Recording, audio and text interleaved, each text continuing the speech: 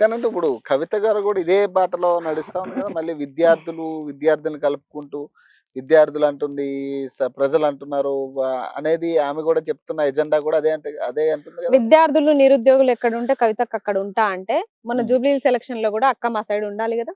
హ్మ్. ఎందుకు లేదు మరి? హ్మ్. ఆ! హ్మ్. సరే నిరుద్యోగుల ఎజెండానే అయినప్పుడు, నిరుద్యోగుల ఎజెండానే ఇప్పుడు ముఖ్యంగా నడుస్తుంది. హ్మ్. నీళ్లు, నిధులు నియామకాల్లో ఇప్పుడు నియామకాల విషయంలోనే ముఖ్యంగా గొడవ నడుస్తుంది. హ్మ్. అది చూస్తున్నారా ఎవరన్నా? హ్మ్. వయోపరిమితి పెంచుతా అంటారు. హ్మ్.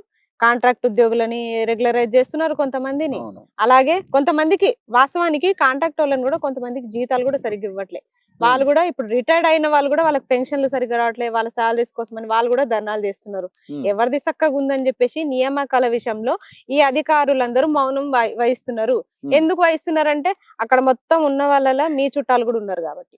హ్మ్. రిటైర్ అయిన వాళ్ళు గూడా ఇంకా కంటిన్యూ అయితున్నారు. హ్మ్. అందులో మీ చుట్టాలు గూడా ఉన్నారు గాబట్టి, మీరు వాళ్ళని టచ్ జేస్తలేరు. హ్మ్. ఇక్కడ మీరు బానే, మీ తర్వాత ఉన్న రిటైర్డ్ అయ్యి ఉద్యోగాలు చేస్తున్న వాళ్ళు బాగానే. హ్మ్. హ్మ్. ఇక్కడ కొట్లాడి, కొట్లాడి ఉద్యోగాలు కోల్పోయేది మేము, మా వయస్సును కోల్పోయేది మేము, మా జీవితాన్ని కోల్పోయేది మేము.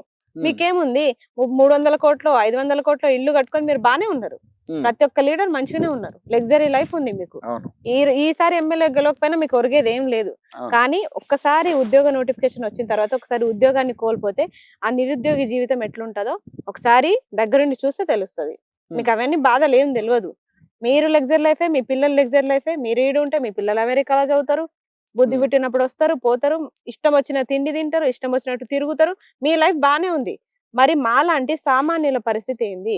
హ్మ్. ఉద్యోగాలు గూడా రాకపోతే మా జీవితాలకి ఎట్లా గ్యారంటీ ఉంటది? హ్మ్. మా ఎవరైతే మా మా నిరుద్యోగుల తల్లిదండ్రులు వాళ్ళు పెట్టుకున్న నమ్మకం ఎట్లా నిలబడతది? అంటే ఒకటేంటంటే ఇప్పుడు